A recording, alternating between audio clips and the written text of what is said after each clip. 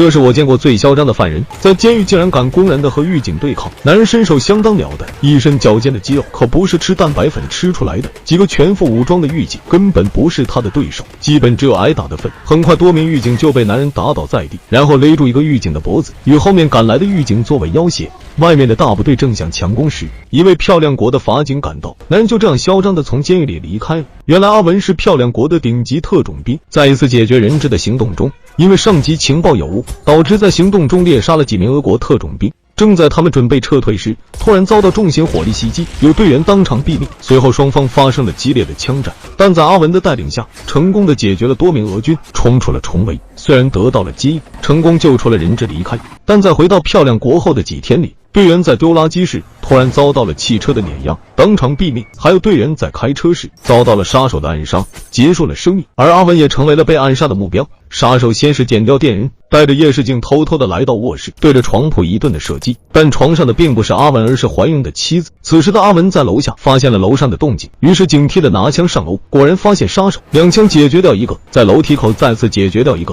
来到卧室时又碰到一个杀手，于是两人直接对枪，最后双方受伤倒地了。杀手还想拿枪解决阿文，但枪里没有了子弹，于是杀手带伤逃离了。而阿文奋力朝着床上爬去，却发现妻子已经惨死。最后阿文被送进了医院，在之后的几天里，他进行疯狂的锻炼，只为能快速的给妻子报仇。很快长官就带来消息，整件事可能是俄军实施的一次报复行动，因为杀手的签证是俄国外交官颁发的。当阿文问及逃走那位杀手的身份时，长官告诉他，中情局已经停止了调查，逃走的杀手身份不明，但俄国外交官肯定知道内幕。回到家后的阿文非常的愤怒，他把一整瓶酒往自己的头上淋，然后假装醉鬼来到俄国大使馆外面。使馆外面的警卫只是把他当酒鬼，让他赶紧离开。而此时外交官刚好准备外出，阿文见状立马离开，然后找了一辆车跟在了身后。车里的外交官浑然不知危险即将降临，突然阿文的车就直接撞击了上来。阿文淡定的下车，将事先准备好的92号汽油往车上淋，里面的外交官怎么也挣扎不开。随后阿文把打火机往车上一丢，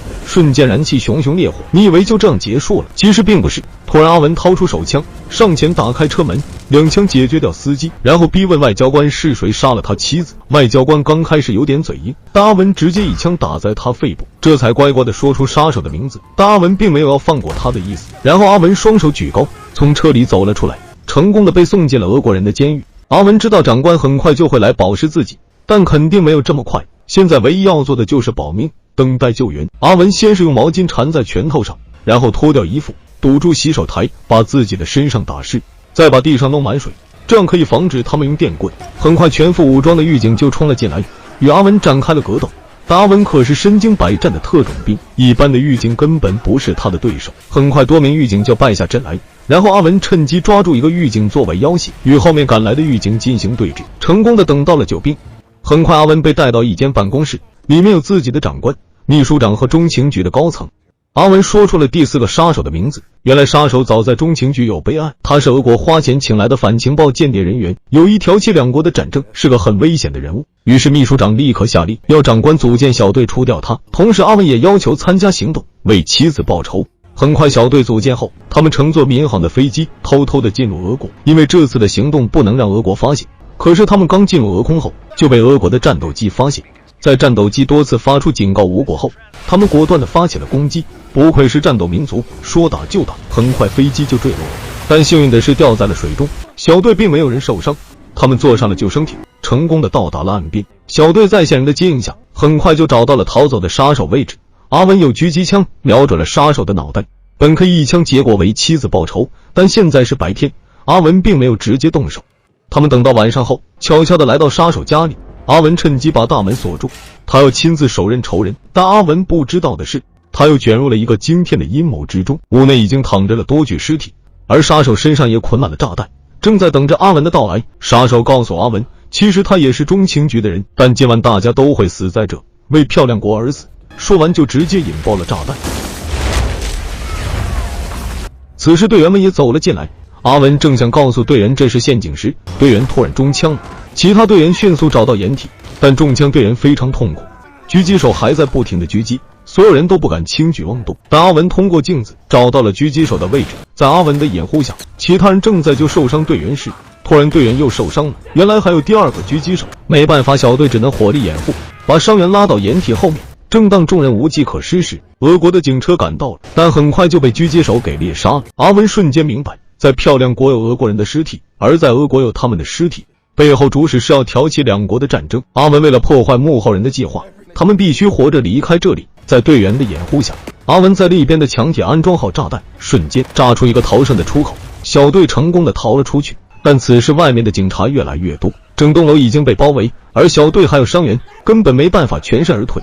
于是阿文选择留下来吸引火力，要队员趁机撤离。因为阿文现在还是重刑犯，就算被抓住，也没有挑起两国的矛盾。随后，阿文来到天台，对着下面的警察发起了攻击。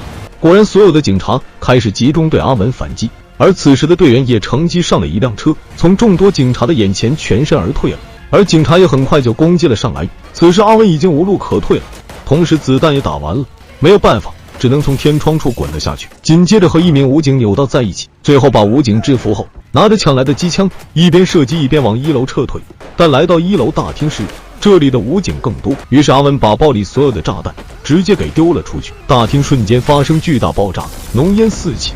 而阿文也趁机带着俄国的防护服从武警中走了出来，来到一辆车上，成功的逃离了出来。回国后的阿文第一时间偷偷的找到秘书长，把怀疑中情局有人想挑起美俄战争的事情告诉了他。但从秘书长的反应来看，他似乎一点都不惊讶。于是阿文趁机把秘书长给弄约了。等秘书长醒来时，已经被阿文绑在了车上。阿文以秘书长妻儿的生命作为要挟，逼他说出事情的真相。原来是因为现在漂亮国的高层已经出现了分歧，国家需要有一个强劲的敌人，让人民重新团结起来。这个敌人只有俄国。而阿文的小队从刚开始的解决人质，到遭到俄国报复，都是计划的一部分。听完后的阿文很愤怒，直接把车子拐弯，冲过栏杆，一起掉入了河里。在临死前，阿文要秘书长说出自己妻子的名字。秘书长以为说出来后就会放了他，但阿文只是想让他带着妻子的忏悔而死去。等秘书长彻底没气后，阿文的长官赶到，把他成功的救上了岸。影片的最后，长官给阿文换了一个新的身份，从此以后江湖又多了一个隐退的顶级特工。